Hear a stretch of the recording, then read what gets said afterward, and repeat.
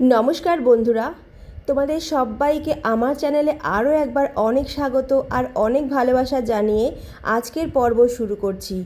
আজ পড়ব আশাপূর্ণা দেবীর লেখা সুবর্ণলতা গল্পের ১৪তম পর্ব। গল্প পাঠে আমি রত্না। কিন্তু সাধনের মেয়ে হঠাৎ ভারী পছন্দ করে ফেলল পিসিকে। আস্তে আস্তে গায়ে হাত দিয়ে বলেছে, তুমি পিসি? তারপর কেমন না জানি ভাব করে উঠেছে জমে।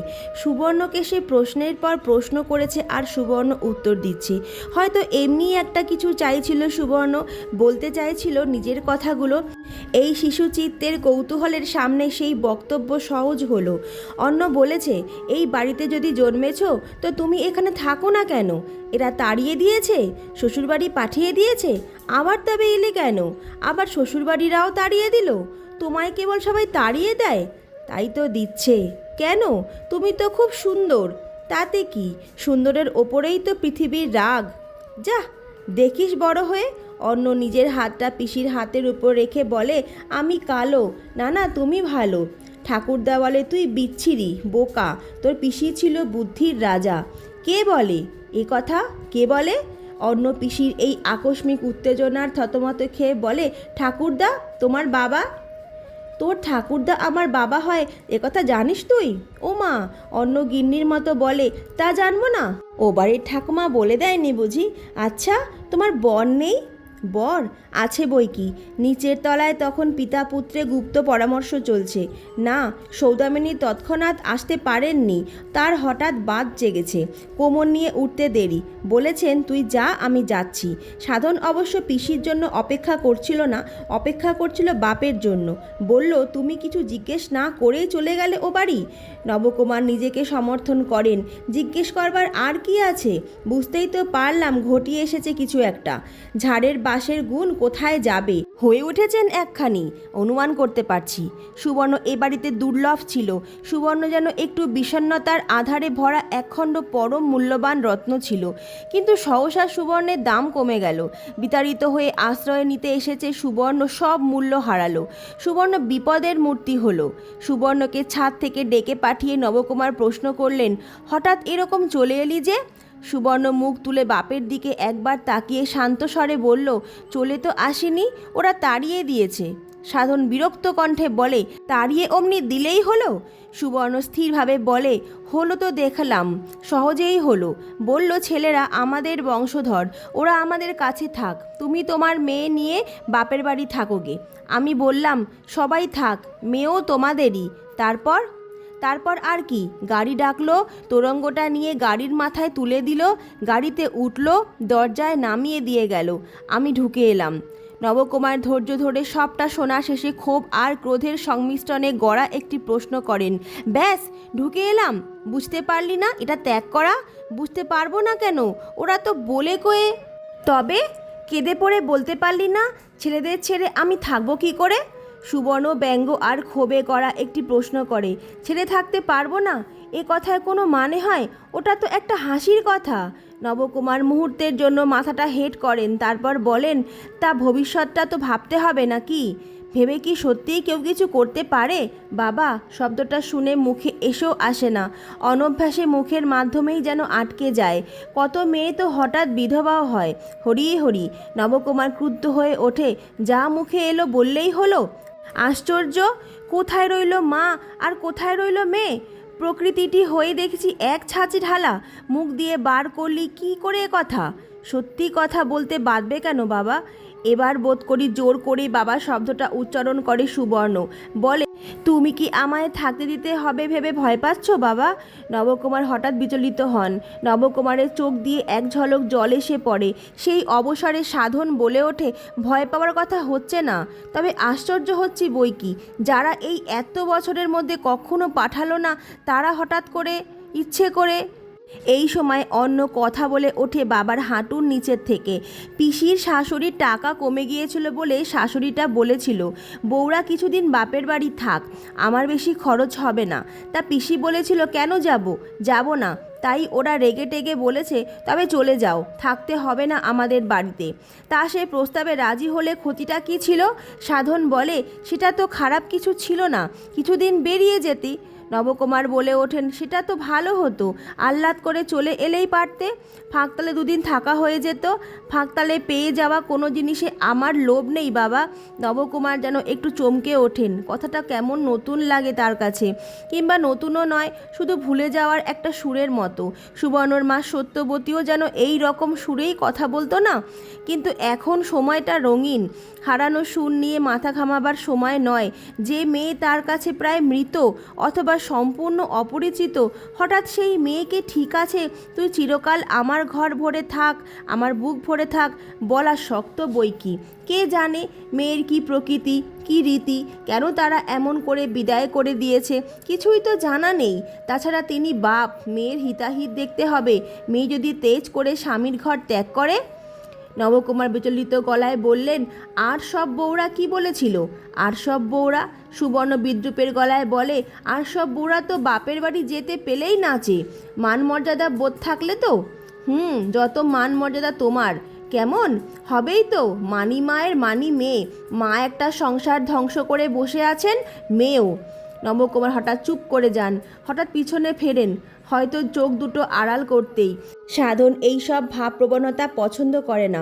সাধন বলে ওঠে, ওসব কথা থাক বাবা, কথা হচ্ছে এ ব্যাপারে একটা বিহিত দরকার কিনা। কিনা মানে? নবকুমার উদ্দীপ্ত গলায় বলেন, করতেই হবে। তারা বলল ত্যাগ করলাম, অমনি ত্যাগ হয়ে গেল, এই একটা কথা নাকি? তাদের কাছে গিয়ে নাকে খত দিয়ে মাপ চাইতে হবে। নাকে খত দিয়ে মাপ চাইতে হবে? একটা ধাতুপাত্র যেন কথা কয়ে ওঠে। এ কি স্বর, কি ভয়ানক! এই স্বর যে বড্ড পরিচিত নবকুমারের। আশ্চর্য, মায়ের মতনই হয়ে বসে আছে মেয়েটা। কেন ভাইদের মতো হতে পারতো না? কিন্তু এই ভার বইবার শক্তি নেই নবকুমারের, তাই নবকুমার তরল হবার চেষ্টা করেন। তা হবেই তো, শ্বশুরবাড়ি বলে কথা, মায়ের মতো খুব নাটক নভেল পড়বার অভ্যেস হয়েছে বুঝি, তাই এত মান মর্যাদার জ্ঞান। ওসব বুদ্ধিকে প্রশ্রয় দিতে নেই। 2-4 দিন যাক, আমি নিজে সঙ্গে করে গিয়ে শাশুড়ি মাগিকে তোয়াজ করে আসব। আমি তো আর কখনো ওখানে যাব না বাবা। শান্ত স্বর সুবর্ণের। মেয়ের কণ্ঠস্বরে উদ্বেগ অনুভব করেন নবকুমার। যা হোক করে বুঝিয়ে বাগে আনা যাবে বলে মনে হয় না। দেখা যাক ভুলিয়ে ভালিয়ে আনা যায় কি না। বলেন, শোনো খ্যাপা মেয়ের কথা, একেবারে কাটন ছেড়ন করলে চলে? যাব, বুঝিয়ে সুঝিয়ে পাঁজি দেখিয়ে বরং আনবো একবার 2 মাসের জন্য। এ একটা ভালো হলো, সাপে বর হলো। আসা যাওয়া ছিল না, আসা যাওয়ার পথ খুলল। সুবর্ণ ছাদ থেকে নেমে এসে বসেছিল সিঁড়ির ধাপে। হঠাৎ উঠে দাঁড়িয়ে বলে, তুমি তাহলে আমায় তাড়িয়ে দিচ্ছ বাবা? তাড়িয়ে? ছি ছি, এ কী কথা? নবকুমার বলেন, সাধন শুনেছিস তোর বোনের কথা? শুনেছি বই কি। সাধন বলে, তবে মনে হচ্ছে মায়া মমতার প্রশ্ন এখন নয়, মেয়েদের যেটা আসল আশ্রয়। আসল আশ্রয়? সুবর্ণ হেসে উঠে বলে, আসল আশ্রয়ের দাম তো ধরা পড়ে গেল দাদা। এক নিমেষের এদিক ওদিক বলে দিলে বিদেয় হও, তবু সেই আশ্রয়কেই আসল আশ্রয় বলে আঁকড়ে থাকতে হবে। সাধনের বউ সুধীরবালা এই সব কথাবার্তার মধ্যে তাড়াতাড়ি জলখাবারের আয়োজন করে ফেলেছিল। গৃহপ্রত্যাগত স্বামীর জন্যও বটে, আগন্তুক ননদের জন্যও বটে। 2খানি ধপধপে কাঁসার রেকাবি ধরে এনে দেয় সে দুটো মানুষের সামনে। আগে আসন আনে জলের গ্লাস। শ্বশুর এ সময় খান না, অতএব তার জন্যে প্রয়োজন নেই। সুবর্ণ সেই রেকাবির দিকে তাকায়। বড় বড় 2টি রসগোল্লা, 2খানি করে অমৃতি আর 2খানা করে নিমকি। সহসা হেসে ওঠে সুবর্ণ, জোরে জোরে হেসে বলে, কি বউ, বিদেয়ের ইশারা নাকি? বাহ, তুমি তো বেশ বুদ্ধিমতী। নবকুমার বউয়ের মুখের দিকে তাকান। গৃহিণীহীন গৃহের গৃহিণী, ভয় একটু করতেই হয়। তাই তাড়াতাড়ি বলেন, ও কি কথা সুবর্ণ, কতদিন পরে এসেছিস তুই, একটু মিষ্টি মুখ করবি না? সুবর্ণ তিক্ত হাসি হেসে বলে, করলাম তো অনেক, রসগোল্লাটা আর সইবে না বাবা। তার চেয়ে তুমি বরং একটা গাড়ি ডাকো। গাড়ি ডাকো? নবকুমার ব্যস্ত গলায় বলেন, এখনই গাড়ি ডাকবো মানে? আজই আমি ছাড়ছি কি না? এখনই শুধু দিদি এসে যাবেন। তোর সেই পিসিরে মনে আছে তো, নাকি ভুলে গেছিস? বেতো মানুষ মালিশ করাচ্ছে, বলল যাচ্ছি এখনই। আজ আর নয়, বললাম তো 2 দিন যাক, তারপর সঙ্গে করে নিয়ে গিয়ে 7 হাত নাকে খত দিয়ে 2 মাস নিয়ে আসার জন্য অনুমতি চেয়ে আনবো। কিন্তু সুবর্ণ কি হঠাৎ কালা হয়ে গেল? সুবর্ণ শুনতে পেল না এসব কথা, তাই সেই আগের মতোই ধাতব কণ্ঠে উচ্চারণ করে উঠল, দাদা একটা গাড়ি ডাকো। সাধন এইবার বোধ করি ঈষৎ সংকুচিত হয়, বলে, আজই এই দণ্ডে যাবার কি দরকার, বরং আজ একবার আমি ওদের ওখানে গিয়ে। সাধনের কথা শেষ হয় না, একপাশে দাঁড়িয়ে থাকা অন্ন বলে ওঠে, কেন খালি খালি বলছো বাবা? পিসি মরে গেলেও আর শ্বশুরবাড়ি যাবে না। বটে বটে, রাগে আগুন সাধন মেয়ের গালে ঠাস করে একটা চড় বসিয়ে দিয়ে বলে, যাবে না বলেছে তোমার কানে ধরে? পাঁজি ডেপো মেয়ে হচ্ছেন তৈরি আর একখানি। আহা থাক থাক, কচি মেয়েটাকে কেন শুধু শুধু। নবকুমার বলেন, কুটকাচালের কথা রাগ দেখি, নে খা, দাদার সঙ্গে বসে নে। সেই তো ননির দোকানের রসগোল্লা, ছোটবেলায় যার জন্য জিভে জল পড়তো তোর। ননি বুড়ো এখনো, ননির নামে নরম হতে পারত সুবর্ণ, ছেলেবেলার উল্লেখ্যের কোমল, কিন্তু কিসে থেকে কি যে হয়। হঠাৎ সুবর্ণ একটা অদ্ভুত কাণ্ড করে বসে, আচমকা বসে পড়ে নিজের কপালটা ঠাঁই ঠাঁই করে দেওয়ালে ঠুকতে ঠুকতে বলে, কেন তোমরা সবাই মিলে আমাকে অপমান করবে? কেন কেন? ভিতরের অব্যক্ত যন্ত্রণাকে প্রকাশ করবার আর কোনো ভাষা খুঁজে পায় না বলেই সুবর্ণ ওই এতদিনকার বিবাহিত জীবনের পুঞ্জীভূত সমস্ত প্রশ্নকে এই একটিমাত্র শব্দ দ্বারা ব্যক্ত করতে চায়। হয়তোবা শুধু তাও নয়, সমস্ত অবরুদ্ধ নারী সমাজের নিরুদ্ধ প্রশ্নকে মুক্তি দেবার দুর্দমনীয় বাসনা এটা, যা সত্যকার কোনো পথ না পেয়ে এমন উন্মত্ত চেষ্টায় মাথা কুটে মরে। হয়তো 20 শতাব্দীর শেষার্ধেও সভ্যতা আর প্রগতির চোখ ঝলসানো আলোর সামনে সাজিয়ে রাখা রংচঙে পুতুল মেয়েদের পিছনের অন্ধকারে আজও কোটি কোটি মেয়ে এমনইভাবেই মাথা কুটে কুটে প্রশ্ন করছে, কেন কেন? সুবর্ণলতার যুগ কি শেষ হয়ে গেছে? কোনো যুগই কি কোনো দিন নিশ্চিহ্ন হয়ে শেষ হয়ে যায়?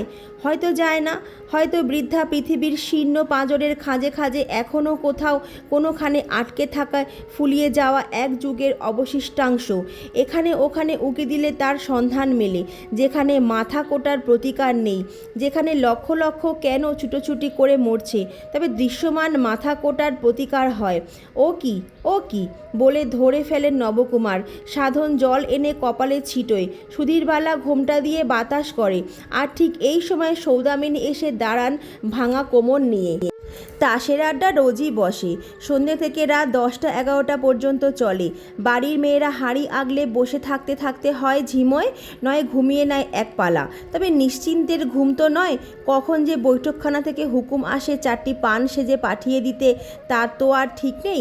বউরা ঘুমিয়ে পড়েছে খবর পেলে তো গর্দান যাবে। তাছাড়া ভাত গরম রাখার উদ্বেগও তো আছে। উনুনের উপর হাঁড়ি দমে বসিয়ে রেখেও তো বেদম ঠান্ডা মেরে যাবে। আর অতক্ষণ তাস পিটিয়ে এসে ক্ষুধার্ত পুরুষ যদি দেখে ঠান্ডা ভাত, তাহলে মেজাজ ঠান্ডা রাখা তাদের পক্ষে শক্ত বই কি।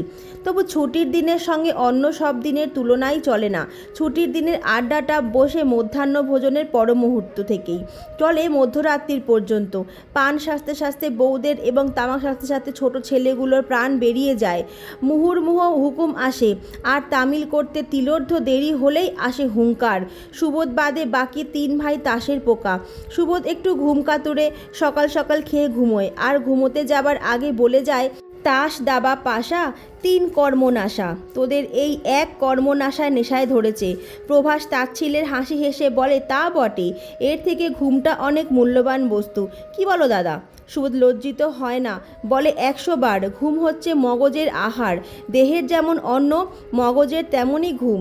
প্রভাস অবশ্য এই নতুন জ্ঞান লাভে ধন্য হয় না, বলে, অতি ভোজনটাও ভালো নয়। সুবোধ হাসে, অতি মানে? ভগবান ক ঘন্টা দিবালোক দিয়েছেন আর ক ঘন্টা অন্ধকার, সে হিসেব করো। তুমি করো, বলে প্রভাস। প্রভাসের কথাবার্তা ওই ধরনেই।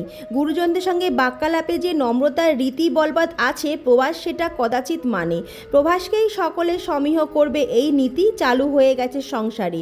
এমনকি মুক্তকেশীও তার উকিল ছেলেকে রীতিমতো সমীহ করেছেন। ওর বউয়ের দোষের দিকে দৃষ্টিক্ষেপণটা কম করেছেন এবং ছেলেকে প্রায়শই তুমি করে কথা বলেছেন। প্রভা যদি তাস খেলায় বিরোধী হতো, নির্ঘাত বাড়িতে তাসের আড্ডা বসবার স্বপ্ন কেউ দেখতো না। কিন্তু প্রভাসই হচ্ছে এই যজ্ঞের হোতা, অতএব আড্ডা ক্রমশই আয়তন বাড়ছে, দর্শক বন্ধুর সংখ্যা বৃদ্ধি হচ্ছে। ছুটির দিন পূর্ণিমার জোয়ার, তবে অন্য দিনও কম নয়। প্রবোধ যখন ঘোড়ার গাড়ি করে মেজ বউকে নির্বাসন দিতে গেল, তখন প্রভাস বন্ধুদের মধ্যে থেকে খেলোয়াড় নির্বাচন করে বাজার বজায় রেখেছিল। তার মধ্যে যথারীতি পান ডাবর শেষ হয়েছে, রাতও প্রহর হয়েছে হয় হয়।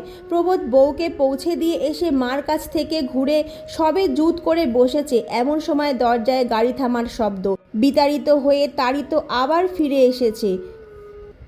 আজ তবে এই পর্যন্তই রাখলাম। তোমাদের সঙ্গে আমার আবার দেখা হবে আগামীকাল।